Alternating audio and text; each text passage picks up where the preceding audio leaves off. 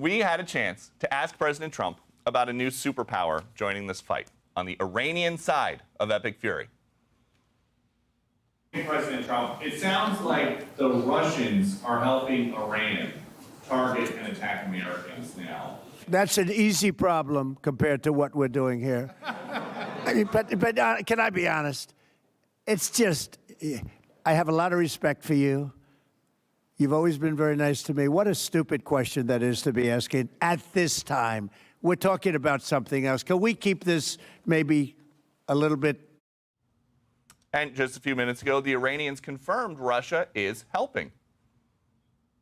Are you receiving any help from Russia? Well, we have a strategic partnership with Russia. So that's a yes? And, well, a military cooperation between Iran and Russia is not something new. It's not a secret. It has been in the past, and it's still there and will continue in the future. General David Petraeus, retired four-star general. What should President Trump do about this? Well, he should ask Congress to pass the sanctions bill that is in the Senate. Senator Lindsey Graham has led the effort, very close to President Trump, of course. He has over 90 out of 100 senators supporting it. It would be a very powerful signal to Russia. It would complement what the EU has done, which has been very impressive in this regard as well. And I think it's long since time that the sanctions are slapped on Russia, especially now that apparently they're providing the intelligence, which is so very important to the targeting that Iran does. They do not have the kind of intelligence that Russia can share with them and is apparently, and that explains some of the accuracy of the missiles and the drone strikes. And epic fury has been going on for more than a week. We've already seen a part of the Pentagon playbook that we've never seen before, the part where the U.S. has reverse engineered some of these lethal Iranian drones. Listen to this. You used to always hear, we're shooting down a $50,000 drone with a $2 million missile. These days, we're spending a lot of time shooting down $100,000 drones with $10,000 weapons from ours. So that's one aspect of it. Lucas, indispensable. As many of you know, and if you don't know, this was an original Iranian drone design. We captured it, pulled the guts out, sent it back to America, put a little Made America on it, brought it back here. General, how often does the United States military reverse engineer a weapon to use it against the people who invented it?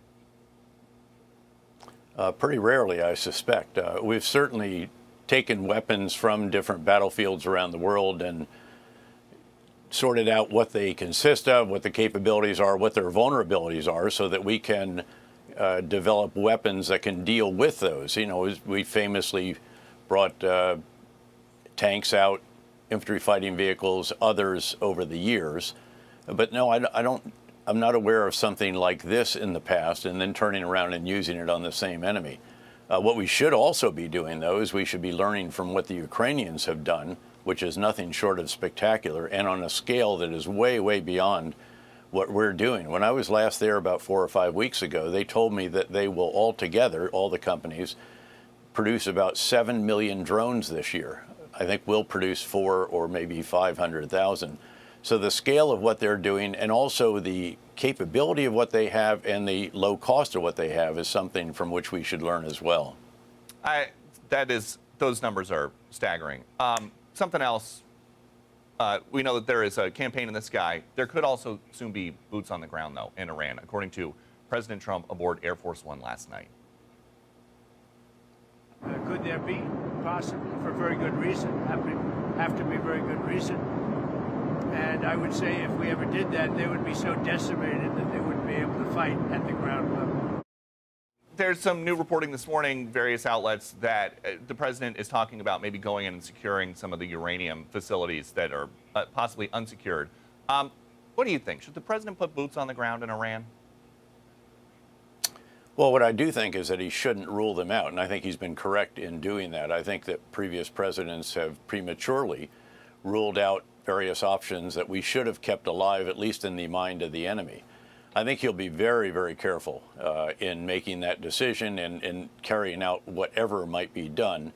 It's possible you could have some sneakers on the ground, some of the individuals from my organization perhaps helping some of the opposition elements, maybe some very special special operations forces members or something, but they're not going to be on the front lines. They'll be the advise, assist, and enable elements. There's been talk of actually seizing Karg Island, which is the big oil export location. It's just offshore, well up into the Gulf.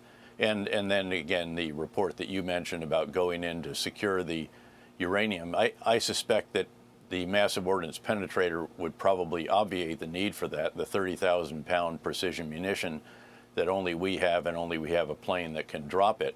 But I'm sure he'll weigh this very, very carefully, having repeatedly noted the challenges of boots on the ground in the wars in Iraq and Afghanistan.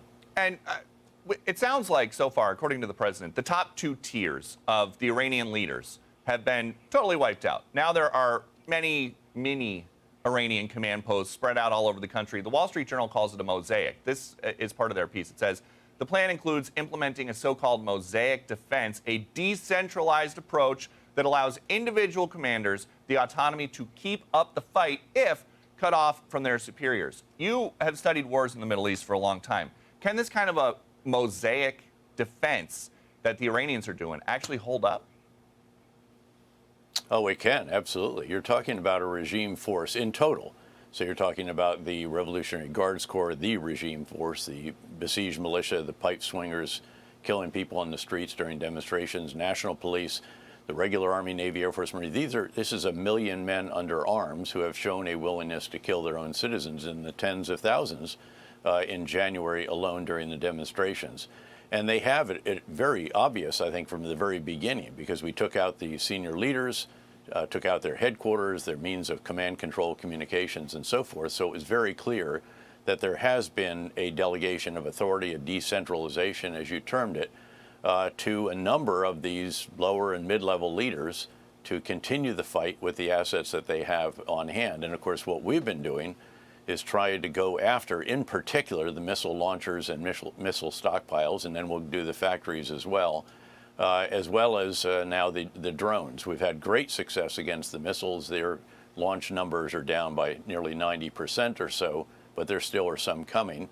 The drones have been a bit more steady, and those have been problematic, even though a number of the countries in the region, especially the UAE, have done very impressively against them and have been taking them down with low-cost, short-range air defense systems rather than $2 million Patriot missile interceptors. That's not good math. And General Petraeus, my last question. It seems like the beginning parts of Epic Fury have been a big success, overall a big success for the United States. As you look at this, what is your biggest worry about the next couple weeks?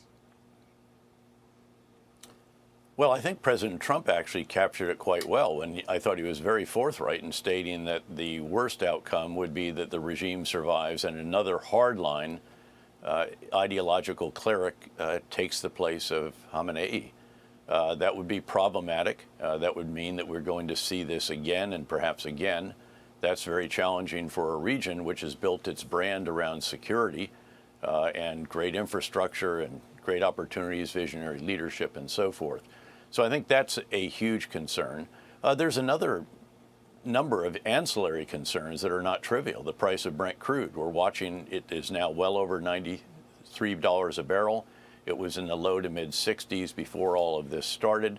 It could go higher if the markets sense that freedom of navigation through the Gulf and then the Strait of Hormuz, and then on the other side, the Bab el-Mandeb, where the Yemeni Houthis have disrupted operations over time, and we think that might start again. That could be problematic as well. Really, I think it's going to come down, though, to a sense of how well have we done against the military objectives, noting that it's not the military's job to bring about regime change. It's the military's job to create conditions in which political transition could take place if, in fact, there is sufficient internal opposition to the regime. But again, keeping in mind that that regime is nearly 1 million men under arms, you'd have to have a very considerable force, people who are armed, organized, capable, well-led, to take that on. And I think that's why most analysts right now believe that the base case is the regime survives. Then the question is, what is the character of the new supreme leader? Will he be a bit pragmatic or not? And if or not, then there are going to be further challenging times ahead. General David Petraeus, that was great, and you set up our next block perfectly. So thank you very much for coming to the Sunday briefing. Good to be with you, Peter. Thank you.